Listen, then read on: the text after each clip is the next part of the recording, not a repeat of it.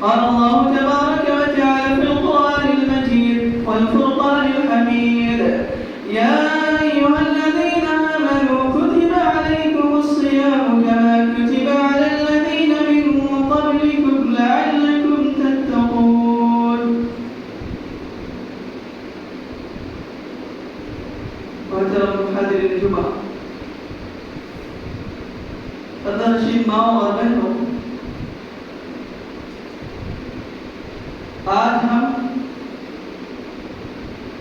ایک اہم اور عظیم مہینے میں داخل ہو چکے ہیں۔ رمضان المبارک کے مہینے میں ہم لوگ داخل ہو چکے ہیں۔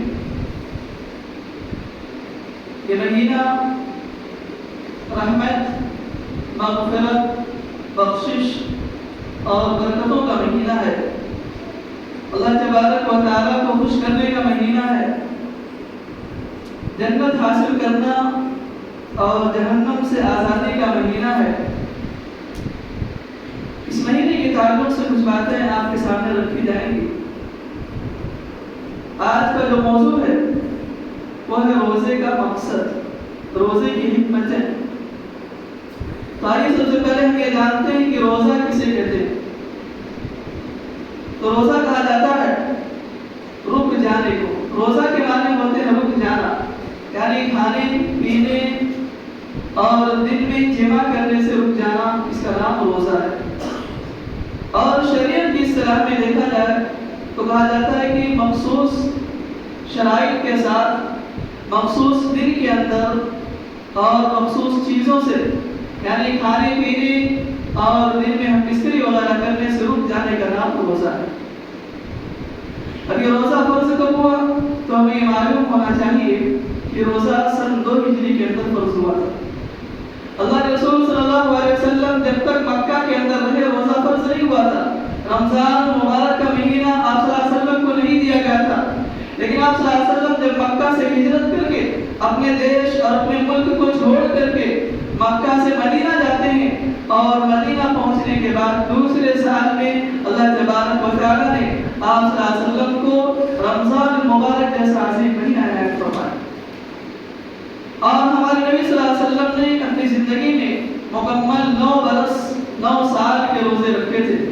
آپ صلی اللہ علیہ وسلم کی زندگی میں 9 سال ایسے آئے جس میں آپ صلی اللہ علیہ وسلم کو رمضان المبارک کا مہینہ حاصل ہوا تھا، یعنی کہ آپ صلی اللہ علیہ وسلم پر رمضان کا مہینہ سن 2 ہجری کے اندر شعبان کے مہینے میں فرض ہوا تھا۔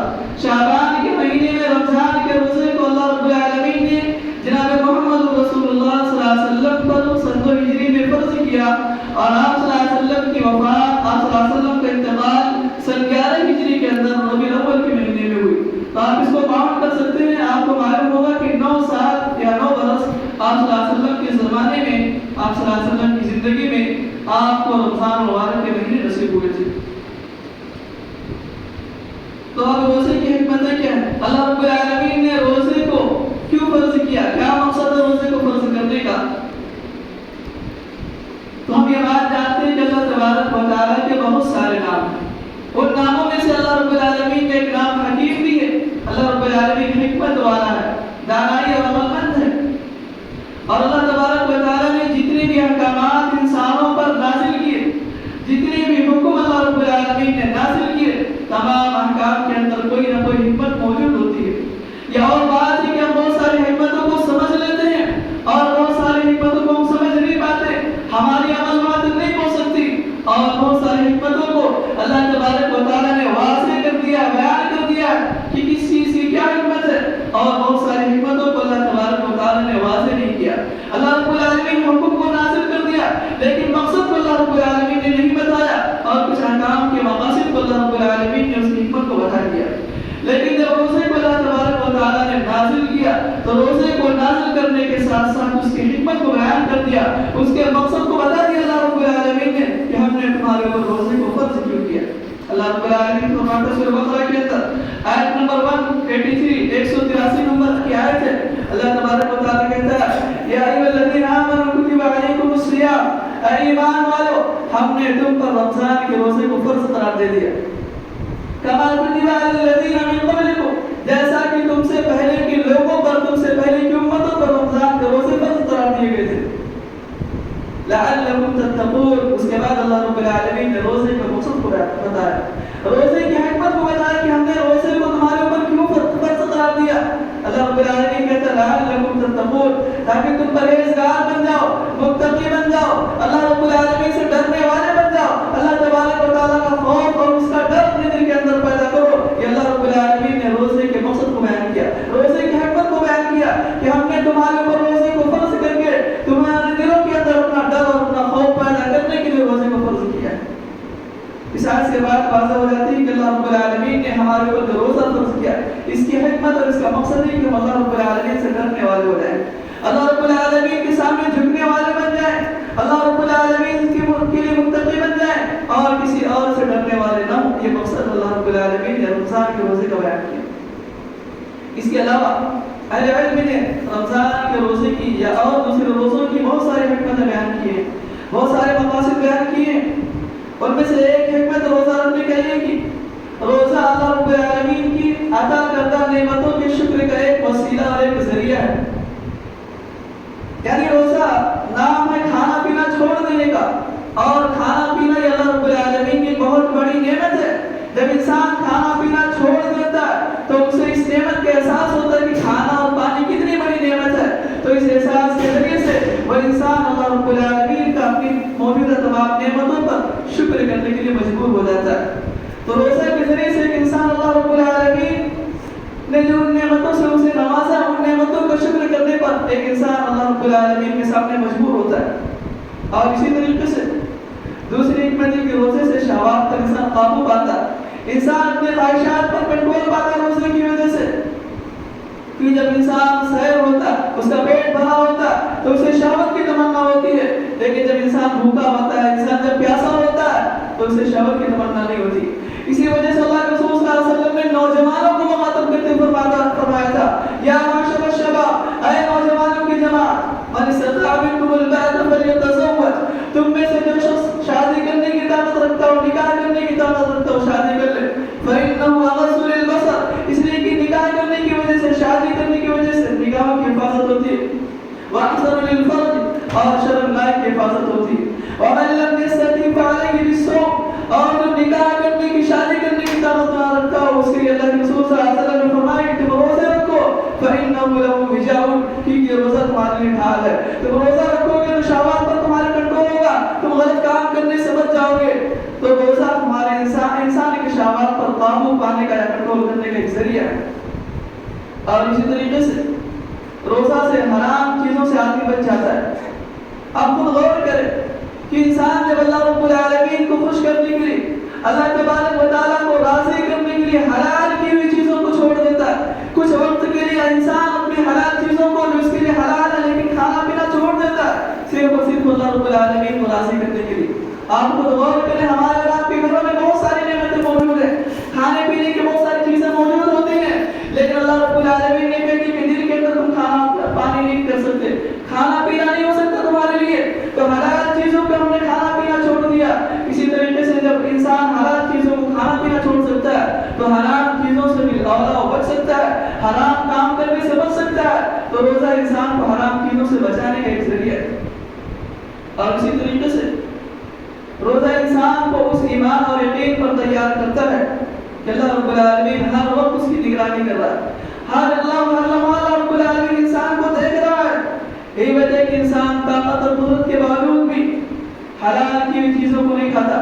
انسان کے پاس طاقت ہوتی ہے, قوت ہوتی ہے, اور حلال چیز اس کے پاس موجود ہوتی ہے, اور اسی طریقے سے غلط کام کرنے سے بچ جاتا ہے, کیونکہ اسے اس بات کا یقین ہوتا ہے کہ اللہ رب العالمین دیکھ رہا ہے. ہم اکیلے میں ہیں, تنہائی میں ہیں, لیکن انسان کے دل کے اندر ایمان ہوتا ہے, یقین ہوتا ہے کہ اگر کچھ کھا لیں گے, کچھ پی لیں گے تو اللہ رب العالمین تو دیکھ رہا, کوئی دیکھے نہ دیکھے مگر ہمارا رب ہمیں دیکھ رہا ہوتا ہے. تو اس روزے سے ایمان اور یقین پیدا ہوتا ہے کہ اللہ رب العالمین ہر وقت ہماری نگرانی کرتا ہے, اللہ رب العالمین ہمیشہ ہمیں دیکھ رہا ہوتا ہے, ہم اس کی نظر میں ہوتے ہیں, اللہ رب العالمین کی نظر ہمارے پر ہمیشہ ہوتی ہے.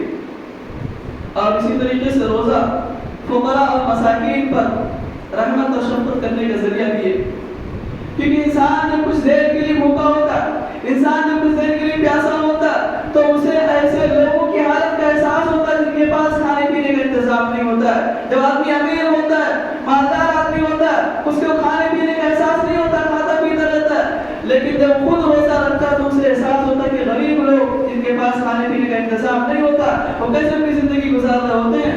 تو ایسا شخص غریبوں کی مدد کرتا ہے، غریبوں کو رحمت اور شفقت کرتا ہے اور ان کی ہمت افزائی کرتا ہے. یہ روزہ غریبوں اور مسکینوں پر رحمت و شفقت اور نرمی کرنے کا ذریعہ بھی بنتا ہے. تو اس طریقے سے روزے کی بہت ساری حکمتیں قرآن حکیم کے اندر اور اہل علم نے بیان فرمائی ہیں. اور اسی طریقے سے روزے کے فوائد بھی بہت سارے ہیں. سب سے پہلا فائدہ تو اجتماعی طور پر ہمیں اس بات کا احساس ہوتا ہے کہ ہم ایک امت ہے.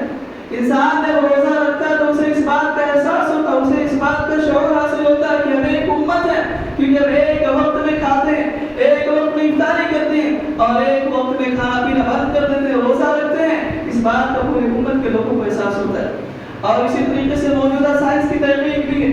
موجودہ سائنس یہ کہتی ہے کہ سال میں انسانی زندگی پر کچھ ایسے اوقات ہونے چاہیے کہ انسان کا معدہ فارغ رہے، انسان کے معدے کو کچھ وقت رشک دینا چاہیے، کچھ وقت آرام دینا چاہیے. کیونکہ مسلسل کھانے پینے کی وجہ سے لگاتار جب انسان کھاتا پیتا رہتا ہے تو اس کے جسم کے اندر رطوبتیں پیدا ہو جاتی ہیں اور یہ رطوبتیں زہر کی صورت اختیار کر لیتی ہیں. لیکن جب انسان کھانا پینا چھوڑ دیتا ہے تو یہ رطوبتیں اس کے اندر پیدا نہیں ہوتی ہیں. اور اسی طریقے سے مہلکی امراض یا خطرناک جو بیماریاں اس کے دل کے اندر ہوتی ہیں اور تمام کی تمام بیماریاں بھی ختم ہو جاتی ہیں. اور روزہ رکھنے کی وجہ سے انسان کا جو نظام ہے، کھانا کو غذا کو ہضم کرنے کا جو سسٹم اللہ رب العالمین نے بنایا ہے، روزہ رکھنے کی وجہ سے وہ سسٹم بہت ہی مضبوط ہو جاتا ہے، قوت اور طاقتور ہو جاتا ہے. اور اسی طریقے سے بہت سارے سائنسداں یہ بھی کہتے ہیں کہ جو لوگ شوگر کے مریض ہوں، معدے کے مریض ہوں، دل کے مریض ہوں، ایسے لوگوں کو روزہ رکھنا چاہیے، کیونکہ ایسے لوگوں کے لیے روزہ رکھنا بہت ہی فائدہ مند ہے. تو اس طریقے سے روزے کے بہت سارے فوائد ہمیں معلوم ہوتے ہیں کہ اگر انسان ایک روزہ رکھتا ہے، اللہ رب العالمین نے جو اس پر ایک مہینہ رمضان کے روزے کو فرض قرار دیا، اگر اس مہینے کا احترام کرتے ہوئے اس کے روزے کو رکھے تو انسان کو خود اس کے بہت سارے فوائد حاصل ہوتے ہیں. اور اسی طریقے سے اگر کوئی آدمی جان بوجھ کر کے ایک روزہ چھوڑ دے، حدیث کے اندر آتا ہے کہ اگر ایک شخص جان بوجھ کر کے ایک روزے کو چھوڑ دے اور اس کے بدلے میں پوری زندگی روزہ رکھنا چاہے تو اس ایک روزے کا ثواب یا اس ایک روزے کا مکمل کفارہ ادا نہیں ہو سکتا. یعنی ایک روزے کی اتنی اہمیت ہے، ایک روزے کا اتنا مقام ہے کہ انسان جان بوجھ کر کے اگر رمضان کے روزے کو چھوڑ دے اور اس کے بدلے پوری زندگی روزہ رکھنا چاہے تو اس روزے کا ثواب یا اس روزے کی نیکی اس کو حاصل نہیں ہو سکتی. اور اسی طریقے سے جو لوگ روزہ رکھتے ہیں لیکن افطار کا وقت ہونے سے پہلے جان بوجھ کر افطار کر لیتے ہیں، یعنی ٹائم ہوا کہ ٹائم سے پہلے جو لوگ افطار کر لیتے ہیں، ایسے لوگوں کا انجام کیا ہوگا؟ اللہ کے رسول صلی اللہ علیہ وسلم نے بیان فرمایا کہ میں سویا ہوا تھا، اچانک دو لوگ میرے پاس آئے اور دونوں مجھے لے کر کے ایک پہاڑ پر چلے گئے. ایک پہاڑ پر مجھے لے کر کے گئے اور کہا کہ اس پر چڑھو. میں نے کہا میں اس پر نہیں چڑھ سکتا، اس پر چڑھنا میرے لیے مشکل ہے. انہوں نے کہا کہ اس کو آپ کے لیے آسان کر دیتے ہیں. اس کے بعد اللہ کے رسول صلی اللہ علیہ وسلم پہاڑ کی چوٹی پر پہنچے. پہاڑ کی چوٹی پر آپ صلی اللہ علیہ وسلم پہنچتے ہیں. وہاں پہنچنے کے بعد آپ کو چیخ و پکار کی آوازیں آ رہی تھی. آپ نے پوچھا کیسی آواز ہے؟ انہوں نے کہا کہ جہنمیوں کی چیخ و پکار کی آواز ہے، یہ جہنمی لوگ جو چیخ و پکار رہے ہیں. اس کے بعد آپ کو اور آگے لے کر کے جایا گیا. آپ صلی اللہ علیہ وسلم اور اوپر گئے. وہاں صلی اللہ علیہ وسلم نے بیان کیا کہ میں نے کچھ ایسے لوگوں کو دیکھا جو الٹے لٹکے ہوئے تھے، ان کے منہ کو چیر دیا گیا تھا اور ان کے منہ سے خون بہ رہا تھا. میں نے پوچھا کون سے لوگ ہیں؟ تو بتایا کہ یہ ایسے لوگ ہیں جو رمضان کے مہینے میں روزہ تو رکھتے تھے لیکن روزہ کا وقت ہونے کا، افطار کا وقت ہونے سے پہلے افطار کر لیا کرتے تھے، روزے کو توڑ دیا کرتے تھے. ایسے لوگوں کا یہ انجام ہے. تو آپ غور کریں جو لوگ رمضان کے مہینے کو پا کر کے رمضان کے روزے کو نہیں رکھتے، ایسے لوگوں کی سزا کیا ہو سکتی ہے؟ ایسے لوگوں کا گناہ کیا ہو سکتا ہے؟ ایسے لوگوں کو اللہ رب العالمین کیسا عذاب دے سکتا ہے جو روزہ ہی نہیں رکھتے. اور اسی طریقے سے رمضان کا مہینہ پانے کے باوجود جو شخص اپنے گناہوں کی مغفرت نہ کرا سکے، ایسا شخص جہنم کے اندر داخل ہوگا، جنت کے اندر داخل نہیں ہو سکتا. جو شخص رمضان کے مہینے کو پا لے اور رمضان کے مہینے میں اپنے گناہوں کی معافی نہ کرائے، اپنے گناہوں کی بخشش نہ کرا لے، ایسا شخص جنت کے اندر داخل نہیں ہو سکتا، ایسا شخص جہنم کے اندر داخل ہونے والا ہے. اور اسی طریقے سے ایک مسئلہ جو لوگ بے نمازی ہوتے ہیں، بے نمازی لوگوں کے روزے کا کیا حکم ہے؟ تو ہمیں یہ بات معلوم ہونی چاہیے کہ بے نمازی لوگوں کا روزہ صحیح نہیں ہے، کیونکہ شریعت سے بات ثابت ہے کہ جان بوجھ کر جو لوگ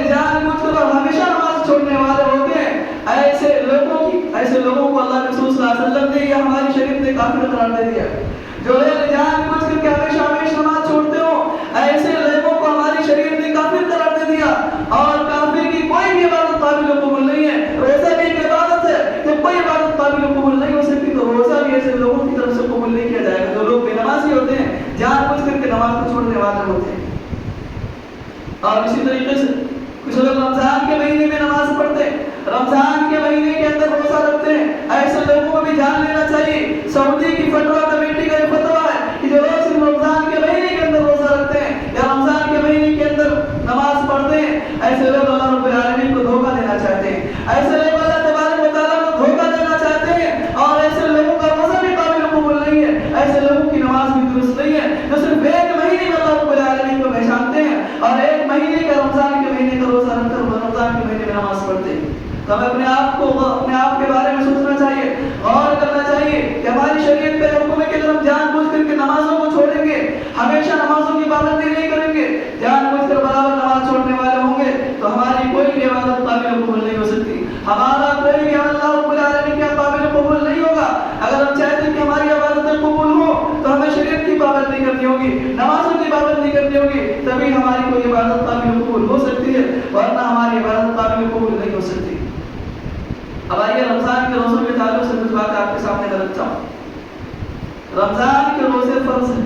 اللہ رب العالمین کہتا ہے یا ایھا الذین آمنوا کتب علیکم الصیام کما کتب علی الذین من قبلکم لعلکم تتقون. اے ایمان والو, تمہارے اوپر رمضان کے روزے کو فرض کر دیا گیا جیسا کہ تم سے پہلے امتوں پر فرض قرار دیا گیا تھا, لعلکم تتقون, تاکہ تم پرہیزگاری اختیار کرو, اللہ رب العالمین سے ڈرنے والے ہو جاؤ. ایک دوسرے آیت کے اندر اللہ رب العالمین کہتا ہے شہر رمضان الذی انزل فیہ القرآن, رمضان کا مہینہ جس کے اندر قرآن کو نازل کیا گیا, ہدی للناس, اور قرآن لوگوں کے لیے تمام کی تمام انسانیت کے لیے ہدایت ہے, وبینات من الہدی والفرقان, حق اور باطل کے درمیان تمیز کرنے کی نشانی اس کے اندر موجود ہے. فمن شہد منکم الشہر فلیصم, تو جو شخص رمضان کے مہینے کو پائے اسے چاہیے کہ اس کے روزے کو رکھے. ان دونوں آیات سے اور بہت ساری احادیث سے بات واضح ہو جاتی ہے کہ رمضان مبارک کے روزے کو اللہ رب العالمین نے صحت مند لوگوں پر, طاقتور لوگوں پر, جو عاقل ہو, بالغ ہو, سمجھداری جن کے پاس ہو, ایسے لوگوں پر اللہ رب العالمین نے رمضان کے روزے کو فرض قرار دیا. 4 لوگوں مستثنیٰ ہیں, 4 لوگوں کو اللہ رب العالمین نے رمضان کے مہینے میں روزہ نہ رکھ کر کے رخصت دی ہے. 4 لوگ کون سے؟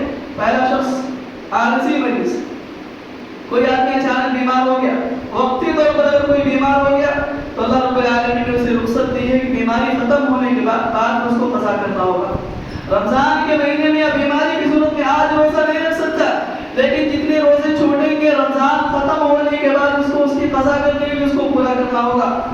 اور ایک دوسرے مریض ہوتے دائمی مریض, ہمیشہ کے مریض ہوتے ہیں جن کی بیماری ایسی ہوتی ہے جو ختم ہونے والی بیماری نہیں ہے, یا جو زیادہ بوڑھے ہو جاتے ہیں, جو روزہ رکھنے کی طاقت نہیں رکھ سکتے, ایسے لوگوں کو اللہ رب العالمین نے روزہ رکھنے کی رخصت دی. ایسے لوگ روزہ نہیں رکھیں گے, لیکن کرنا کیا ہے, ایسے لوگوں کی ذمہ داری بنتی کہ ہر روزے کے بدلے میں ایک غریب کو, ایک مسکین کو کھانا کھلانا کی ذمہ داری ہے. جو ہمیشہ کے مریض ہیں یا زیادہ بوڑھے ہونے کی وجہ سے روزہ نہیں رکھ سکتے, شریعت کا یہ حکم ہے کہ ہر روزے کے بدلے میں انہیں ایک مسکین کو کھانا کھلانا ہے. اگر جو لوگ اس حکم پر عمل نہیں کرتے وہ ہے کہ اللہ رب العالمین کی نظر میں بہت بڑے نافرمان, بہت بڑے مجرم ہیں جو روزہ رکھنے کی طاقت نہیں رکھتے اور مسکینوں کو کھانا نہیں کھلاتے. اب آپ چاہے تو ہر روز ایک مسکین کو کھانا کھلائیں, یا چاہے تو ایک دن بیٹھا کر کے 30 مسکینوں کو کھانا کھلا لیں, یہ آپ کے اختیار میں ہے, لیکن ہر روزے کے بدلے میں ایک مسکین کو کھانا کھلانا آپ کی ذمہ داری ہے. اسی طریقے سے تیسرا شخص جو مسافر ہو, سفر میں ہو, سفر کی حالت میں اگر پریشانی ہو رہی ہو تو روزہ رکھنے کی رخصت ہے, اس وقت روزہ نہیں رکھنا ہے, لیکن بعد میں رمضان پورا ہونے کے بعد جتنے روزے چھوٹیں گے سفر کی وجہ سے اس کو روزے پورے کرنے ہوں گے. اسی طریقے سے چوتھی عورتیں ہیں, حائضہ اور نفاس والے عورتیں, جو عورتیں حالت حیض میں ہو یا نفاس والے عورتیں ہوں, ایسی عورتوں کے بارے میں اللہ رسول صلی اللہ علیہ وسلم کا, یہ ہماری شریعت کا حکم ہے کہ ایسی حالت میں روزہ نہیں رکھیں گی, لیکن رمضان کا مہینہ گزارنے کے بعد جتنے روزے ان کے چھوٹیں گے ان کو اس کو بعد میں پورا کرنا ہوگا. یہ 4 ایسے قسم کے لوگ ہیں جن کو عارضی طور پر یا وقتی طور پر روزہ تو نہیں رکھنا, لیکن بعد میں جیسی حالت ہوگی ویسے روزہ رکھنے ہوں گے. اس کے علاوہ تمام کے تمام لوگوں پر شریعت نے رمضان کے روزے کو فرض قرار دیا. اس کے علاوہ کوئی شخص نہیں جس کے اوپر روزہ فرض نہ ہو. اور اسی طریقے سے یہ روزہ صرف ہمارے اوپر ہی فرض نہیں ہے, بلکہ ہم سے پہلے جتنی بھی امتیں تھیں, جتنے نبی آئے, جتنے پیغمبر آئے, تمام کے تمام نبیوں کے دور میں, تمام کے تمام امتوں کے دور میں روزے فرض تھے. یہ الگ بات ہے کہ ان کے روزہ رکھنے کی صورت الگ تھی, ان کے روزہ رکھنے کا طریقہ الگ تھا, لیکن تمام کے تمام امتوں کے اندر روزہ رکھنا فرض تھا. اللہ رب العالمین کہتا ہے کتب علیکم الصیام، تم پر روزے کو فرض کیا گیا، کما کتب علی الذین من قبلکم، جیسا کہ تم سے پہلے لوگوں پر فرض کیے گئے تھے. یہاں پر کہا کہ تم سے پہلے لوگوں پر جیسا فرض کیا گیا تھا ویسا آج تمہارے پر فرض کیا گیا. پہلی امتوں سے مراد کہا جاتا ہے کہ یہود ہیں، یعنی یہودیوں کے اوپر 3 دن کے روزے فرض تھے اور یوم عاشورہ 10 محرم کا روزہ، یعنی سال میں 4 دن کے روزے ان کے اوپر فرض تھے. اور صحیح بخاری وغیرہ کی حدیث یہ بات ثابت ہوتی ہے کہ اسلام کے آنے سے پہلے اور اسلام کی اسٹارٹنگ میں خود جاہلیت والے یعنی کافر لوگ اور قریش خاندان کے لوگ اور خود اللہ کے رسول صلی اللہ علیہ وسلم یوم عاشورہ کا روزہ یعنی 10 محرم کا روزہ فرض سمجھ کر کے رکھا کرتے تھے. سارے کے سارے لوگ اسلام سے پہلے یا اسلام کی اسٹارٹنگ میں یوم عاشورہ 10 محرم کے روزے کو فرض سمجھ کر کے رکھا کرتے تھے. لیکن جب رمضان کے روزے فرض قرار دے دیے گئے تو یوم عاشورہ کے روزے کے لیے اجازت دے دی گئی، رخصت دے دی گئی کہ اگر چاہے کوئی تو 10 محرم کے روزے کو رکھو اور اگر چاہے تو 10 محرم کے روزے کو نہ رکھے. یعنی اس سے پہلے رمضان کے روزے جب فرض نہیں تھے تو اللہ کے رسول صلی اللہ علیہ وسلم اور تمام کے تمام لوگ 10 محرم کا روزہ رکھا کرتے تھے. لیکن جب رمضان کے روزے کو اللہ رب العالمین نے فرض قرار دے دیا تو 10 محرم کے روزے کو رخصت دے دی گئی، جو چاہے اختیار دے دیا گیا، جو چاہے رکھے جو چاہے نہ رکھے. بہت ساری حدیثیں اس تعلق سے موجود ہیں. عائشہ رضی اللہ عنہا بیان کرتی ہیں کہ کان عاشوراء یصام قبل رمضان، کہ رمضان سے پہلے عاشوراء کا روزہ رکھا جاتا تھا. فلما نزل رمضان قال من شاء صام ومن شاء افطر. لیکن جب رمضان کے روزے فرض قرار دے دیے گئے تو اللہ رب العالمین نے اجازت دے دی، رخصت دے دی کہ جو چاہے 10 محرم کے روزے کو رکھے اور جو چاہے اس کے روزے کو نہ رکھے. تو یہ بات واضح ہوتی ہے کہ اسلام سے پہلے بھی اور اسلام آنے کے بعد بھی تمام کے تمام امتوں پر اللہ رب العالمین نے روزے کو فرض قرار دیا تھا، لیکن اس کی صورت الگ تھی. اب آئیے ہم یہ بھی دیکھ لیتے ہیں آخری بات کی شروع اسلام میں روزہ رکھنے کی کیا صورت تھی.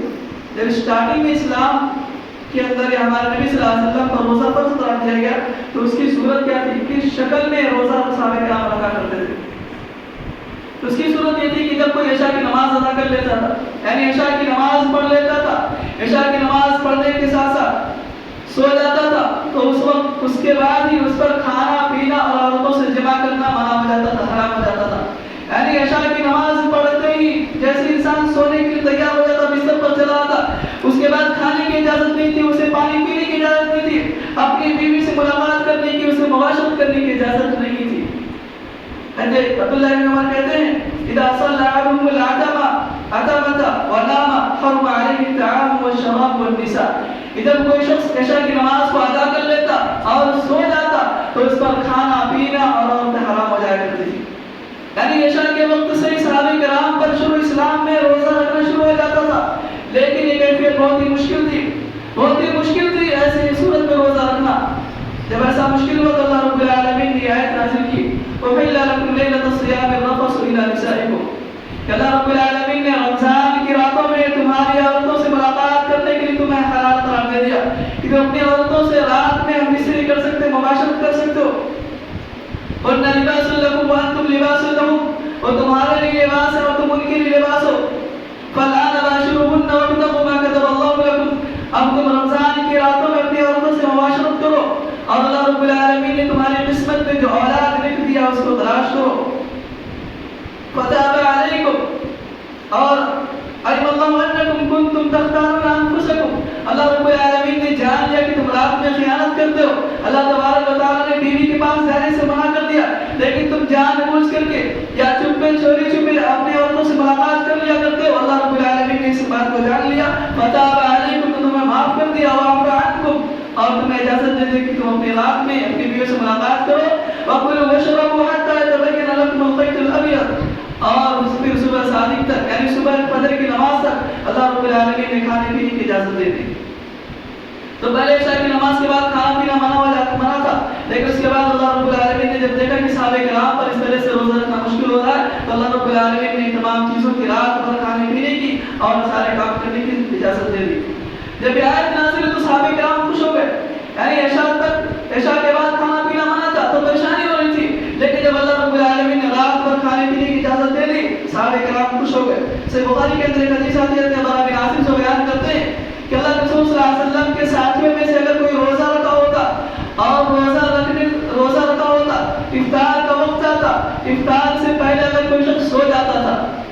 بات کو آپ غور سے سنیں. اللہ کے رسول صلی اللہ علیہ وسلم کے جو صحابہ تھے روزہ رکھا کرتے تھے. افطار کا وقت ہوتا تھا, افطار سے پہلے اگر کوئی صحابی سو جاتا تھا تو پھر سونے کے بعد اسے رات میں کھانے پینے کی اجازت نہیں تھی, پھر اگلے دن بھی اسے کھانے پینے کی اجازت نہیں تھی, جہاں تک کہ دوسری شام ہوتی تھی اس وقت انہیں افطار کرنے کی اجازت تھی. یعنی اگر افطاری سے پہلے صحابہ کرام سو جایا کرتے تھے تو پھر ان کو روزہ توڑنے کی یا روزہ کھولنے کی اجازت نہیں, تو روزہ نہیں کھول سکتے تھے. رات میں بھی کھانے کی اجازت نہیں تھی, پھر اگلے دن بھی پورا روزہ رکھنا پڑتا تھا, کھانے پینے کی اجازت نہیں تھی. شام ہونے کے بعد دوسرے دن افطاری کو افطار کرنے کی اجازت تھی. پھر ایسا ہوتا ہے کہ قیس بن سرمہ ایک صحابی اپنی بیوی کے پاس آئے, افطار کا وقت ہو رہا تھا اور انہوں نے پوچھا اپنی بیوی سے کہ کیا کچھ کھانے پینے کے لیے ہے. انہوں نے کہا کہ کھانے پینے کے لیے کچھ ہے نہیں, میں تلاش کر کے لاتی ہوں. وہ تلاش کرنے جاتی ہیں, کسی سے مانگنے کے لیے جاتی ہیں. یہ صحابی دن میں کام کاج کیے تھے, تھکے ہوئے تھے, لیٹے نیند لگ گئی, کھانا لے کر کے آتی ہیں. کھانا لے کر کے آنے کے بعد دیکھتی ہیں کہ صاحب سو رہے ہیں. تو انہوں نے کہا کہ ہائے افسوس, تم تو محروم ہی رہے. یعنی ان کو روزہ کھولنے کا ٹائم نہیں ملا, روزہ کھولنے سے پہلے سو گئے, پھر ان کو رات بھر ویسے رہنا پڑا, پھر دوسرے دن بھی ویسا رہنا پڑا, جس کی وجہ سے دوپہر میں وہ بے ہوش ہو جاتے ہیں. یعنی پورا دن روزہ رکھنے کے بعد پھر پوری رات کھانا نہ کھانے کی وجہ سے پھر دوسرے دن بھی پورا دن آدھا دن روزہ رکھنے کی وجہ سے بے ہوش ہو جاتے ہیں, پریشان ہو جاتے ہیں, کمزور ہو جاتے ہیں. جب اس بات کا ذکر اللہ کے رسول صلی اللہ علیہ وسلم کے سامنے کیا گیا کہ ایسا معاملہ پیش آیا تو اللہ رب العالمین نے قرآن حکیم کی آیت نازل کی, وَحِلَّ لَكُمْ لَيْلَةَ الصِّيَامِ الرَّفَثُ إِلَىٰ نِسَائِكُمْ, کہ اللہ رب العالمین نے رمضان کی رات میں تمہاری عورتوں کو تمہارے لیے حلال قرار دے دیا ہے. اس کے بعد صحابہ کرام خوش ہو جاتے ہیں. اس کے بعد پھر اللہ رب العالمین نے دوسری آیت نازل کی, کُلُوا وَاشْرَبُوا حَتَّىٰ يَتَبَيَّنَ لَكُمُ الْخَيْطُ الْأَبْيَضُ, کہ تم اب رات میں کھانے پینے کی تمہیں اجازت ہے. اور اسی طریقے سے حدیث کے اندر اور آتا ہے کہ جب رمضان کا مہینہ شروع ہوتا تھا صحابہ کرام پورا کا پورا رمضان اپنی عورتوں کے پاس نہیں جاتے تھے, اپنی عورتوں سے مباشرت یا مصری نہیں کیا کرتے تھے, لیکن کچھ لوگ چوری چھپے کام کر لیا کرتے تھے. جب اللہ رب العالمین نے جان لیا اس بات کو تو اللہ رب العالمین نے فوراً آیت کو نازل کر دیا کہ علم اللہ انکم کنتم تختارون انفسکم, تو لوگ رات میں جو چوری چھپے کر لیتے اللہ رب العالمین نے جان لیا, اب اللہ رب العالمین تمہیں اجازت دیتی ہے. تو آپ غور کریں کہ صحابہ کرام کے زمانے میں کتنا مشکل تھا روزہ رکھنا, کہ عشاء سے لے کر کے انہیں دوسرے مغرب تک روزہ رکھنا پڑتا تھا, یا اگر عشاء سے روزہ رکھے ہوئے دوسرے دن اگر افطار کرنے سے پہلے سو جاتے تو پھر انہیں رات پھر اسی طرح سے گزارنی پڑتی تھی, دوسرا دن اسی طرح سے گزارنا پڑتا تھا. اتنی مشکل اتنی پریشانی برداشت کرتے صحابہ کرام روزہ رکھا کرتے تھے. اور آج ہم اپنے آپ کو مسلمان کہتے ہیں, اپنے آپ کو مسلمان کہتے ہیں, لیکن آج ہمارے لیے 14 گھنٹہ 13 گھنٹے کا روزہ رکھنا مشکل ہوتا ہے. ہم روزہ نہیں رکھ سک رہے ہیں, صحت مند ہے, طاقتور ہے, ہر چیز ہمارے پاس موجود ہے, ہر طرح کی سہولت ہمارے پاس موجود ہے, اس کے باوجود آج کتنے بڑے نافرمان اللہ رب العالمین کے کہ اللہ رب العالمین کے حکم پر ہم پابندی نہیں کر رہے ہیں, اللہ رب العالمین کے حکم کو مان نہیں رہے ہیں. تو ضرورت اس بات کی ہم اپنے آپ کے بارے میں سوچیں, اپنا محاسبہ کریں اور صحابہ کرام کے بارے میں سوچیں کہ صحابہ کرام کتنے بڑے ہمت والے تھے, کہ کتنے محنت اور کتنی مشقت کے ساتھ روزہ رکھا کرتے تھے. آج ہمارے ساتھ آسانیاں ہر طرح کی, اس کے باوجود آج ہم روزہ رکھنے سے پریشان ہو رہے ہیں, روزہ نہیں رکھ رہے ہیں اور اللہ رب العالمین کے احکام کی خلاف ورزی کر رہے ہیں. لہٰذا ہمیں سوچنا چاہیے اور اپنے آپ کو شریعت کا پابند بنانا چاہیے, اللہ رب العالمین کا فرما بردار بنانا چاہیے, کتاب و سنت پر چلنے والا اپنے آپ کو بنانا چاہیے. اللہ رب العالمین سے میں دعا کرتا ہوں کہ اللہ تبارک و تعالیٰ تو تمام لوگوں کو اس ماہ مبارک سے زیادہ سے زیادہ فائدہ اٹھانے کی توفیق عنایت فرما, اور اس مہینے کے اندر زیادہ سے زیادہ نیک اعمال کرنے کی توفیق عنایت فرما. اللہ اس مہینے کے اندر جو بھی نیک اعمال کریں تو اس کو ہماری طرف سے قبول فرما لے اور ہمیں جہنم سے آزادی عطا فرما اور ہم تمام لوگوں کو جنت کے اندر داخل فرما دے. آمین. بارک اللہ لنا ولکم فی القرآن العظیم ونفعنی وإیاکم بالآیات والذکر الحکیم. انہ تعالی جواد کریم ملک بر